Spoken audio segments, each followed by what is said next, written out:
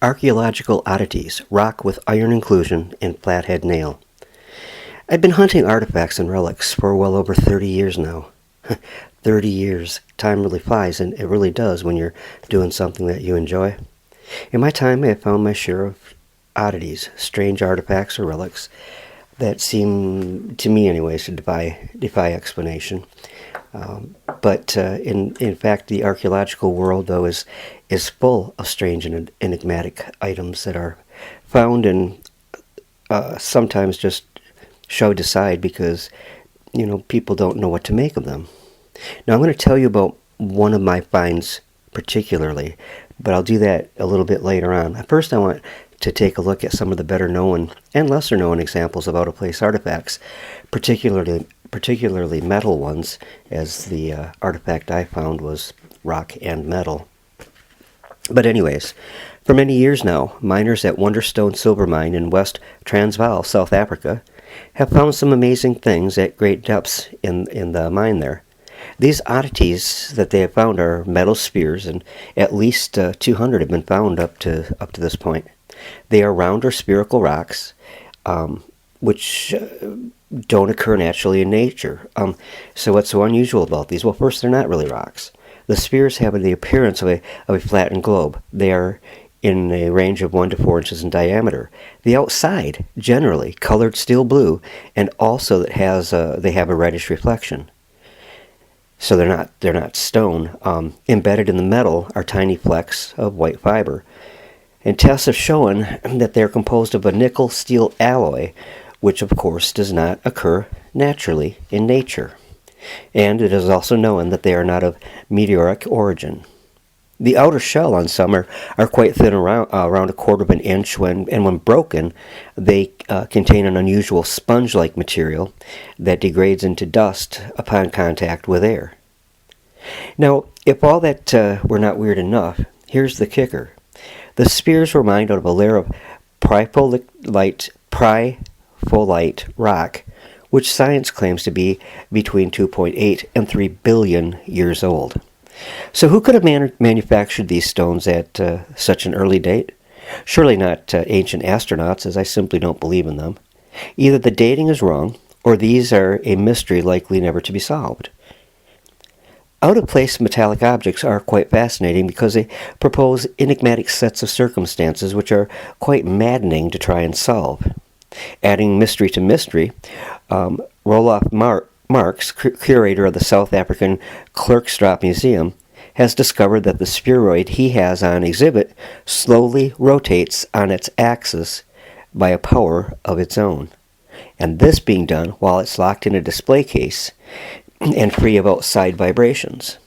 There may thus be an energy existent within the spheres that's still operating after 3 eons of time. Now here's another one for you to consider, the Dorchester pot. This was a metal vase-like object which was found in 2 pieces after an explosion that was used to break up rock at Meeting House Hill in Dorchester, Massachusetts in 1852. According to text reprinted from the Boston Transcript, a local paper, in the June 5th, 1852 Scientific American, the 2 pieces were found loose among debris thrown out by the explosion. Apparently, it was inferred from the locations of the 2 pieces of this pot among the explosion debris that this pot had been blasted from solid pudding stone conglomerate, which is part of the Roxbury conglomerate, from about 15 feet below the surface of Meeting House Hill. The story has been used by creationists as evidence that conventional models of geology or the length of human presence on Earth are wrong, and I agree with them. The bell-shaped vessel was described as being about 4.5 inches high, 6 inches in diameter at the base, and 2.5 inches in diameter at the top. The body of this object was said to resemble zinc alloyed with silver in color.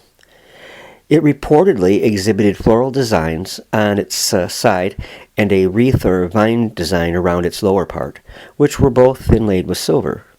The primary source of information about this object provides neither any picture of nor estimate of age for the Dorchester pot. Now, I have pictures of the Dorchester pot. which are accompanying this video as you're watching this. So I'm not sure, when this particular piece was written that I'm quoting from, they believed that there were no pictures available, and yet there is one picture at least available of the Dorchester pot. The King Goody artifact, also known as the King Goody hammer, is an object with the characteristics of a corroded iron nail found in a block of sandstone in 1844 in the King Nudie quarry in King Nudie, Scotland. David Brewster reported to the British Association that the nail was found when a rough block of stone was being prepared for dressing. The nail was discovered when the overlaying clay was cleared from the stone, with half an inch of the nail projecting into the clay and the remainder of the nail lying along the surface of the stone to within an inch of the head, which went down into the stone. It's not known from what part of the quarry the stone came from, and it was handled at least 4 or 5 times between being found in the quarry and moved to where it was dressed. The Coso Artifact is an object claimed by its discoverers to be part of a spark plug found encased in a lump of hard clay or rock on February 13, 1961, by Wallace Lane and Virginia Maxey and Mike Meixel while they were prospecting for geodes near the town of Olinka, California, and long claimed as an example of an out-of-place artifact this has been. If a spark plug is encased in a 500,000-year-old geode, this finding would represent a substantial scientific and historical anomaly, as spark plugs were invented in the 19th century. Following its collection, Mike Soe destroyed a diamond-edged blade cutting through the rock containing the artifact and discovered the item. In the opinion of one trained geologist, it has taken at least 500,000 years for this nodule to attain its present form, and yet, when we cut it open, we discovered a man-made object within the geode. The identity of the alleged trained geologist and his means of dating the nodule were never clarified, and his findings were never published in any known periodical. Furthermore, at the time that Maxey reported the Coso artifact as having been dated at being 500,000 years old, there was no known method, including the use of guide fossils, by which either the artifact or concretion could have been dated as being that old. The nodule surrounding the spark plug may have accredited in a matter of years or decades, as demonstrated by examples of very similar iron or steel artifacts bearing nodules, which are discussed and illustrated by Croynan. Now, I also have a piece in my collection here, which I'm going to show you a picture of, which is a metal disc that has over the years formed a crust of other metal and stone pieces about it. Now the disc would have been from coal mining era in Saginaw, Michigan, which would date back to the 1890s and into the 1900s, 1910, 1915, in that era. So it doesn't necessarily take thousands and thousands and thousands of years for concretion to form.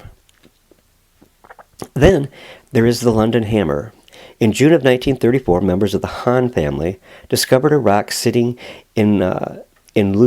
loose on a rock ledge beside a waterfall outside London, Texas. The site primarily consists of Cretaceous rock, 75 to 100 million years old. Noticing that this weathered rock had wood protruding from it, they cracked it open, exposing the hammerhead. To verify that the hammer was made of metal, they cut into one of the beveled sides with a file. The bright metal in the nick is still there, with no detectable corrosion. The unusual metallurgy is 96% iron, 2.6% chlorine, and 0.74% sulfur. No carbon. Density tests indicate casting of exceptional quality. The density of the iron in a central cross-sectional plane shows the interior metal to be very pure with no bubbles. Modern industry cannot consistently produce iron castings with this quality, as evidenced by the test results that show bubbles and density variations that have caused pump and valve bodies to break. The handle eye is particularly qualified with quartz and calcite crystalline inclusions, oval-shaped and roughly about 1 inch by half an inch. Now this list could go on and on. I've only touched upon upon a few of the enigmatic out-of-place artifacts to set the stage for what I'm going to tell you about mine. But I haven't touched on the Dropa stone discs, and I was going to do that because it's incredibly fascinating, and it's one of my very favorite out-of-place artifacts. But I decided I'm going to do a video on that by itself later. So, anyways, let's move now to the out-of-place artifact that I myself found. The piece I'm about to describe was found in Saginaw, Michigan, on the east bank of the Saginaw River near the downtown. I am not an expert on rocks and identifying them, but this one is quite heavy for its size, very hard, and I believe to be igneous. Embedded in this rock is a piece of iron which has a peculiar shape to it. It is eye-shaped, somewhat like the Egyptian all-seeing eye of Horus. But don't misunderstand, I'm not trying to make a connection here with ancient Egypt. I'm just saying that it has that sort of shape so you have some idea of what I'm talking about. In its center is a hole which appears to have something broken off in it, the broken object being iron. Now, when I found this, I also found an iron flathead nail. And when I say I found it, I mean less than an inch from the rock bearing the iron inclusion. The shaft of the nail fits into the hole in the iron in the rock almost perfectly, and I believe whatever force dislodged this rock from the banks also broke this iron nail from the rock. If so, it is an amazingly old nail. The rock measures about 2 by 2 by 1 inches. The inclusion measures about 1 by 1.5 inches, and I can't tell how long it is because it's embedded, of course, in the rock. And the nail, which I recovered also and brought home, measures about 1.5 by 1/4 inches. The nail is stated as a flathead nail made in times past, and yet it has a slightly different look to it. Square cut nails, which I have seen thousands of, are much thicker than this one, and they also have a very slight rounding to the shaft, but this has none. It's perfectly and completely flat.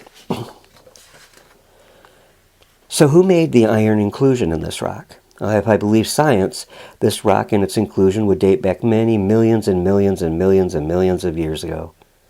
I, on the other hand, believe the Bible quite literally, and so in my belief, it cannot be more than 12,000 to 6,000 years old.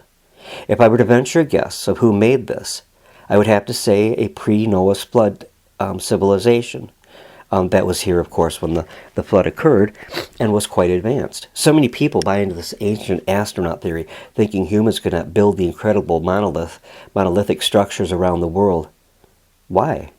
Is it easier to believe that an alien came through interstellar space, fought all that radiation, fought all that distance to get here to help us build a few monolithic structures? No. The people before the flood had an incredible intelligence level which surpassed what we have today.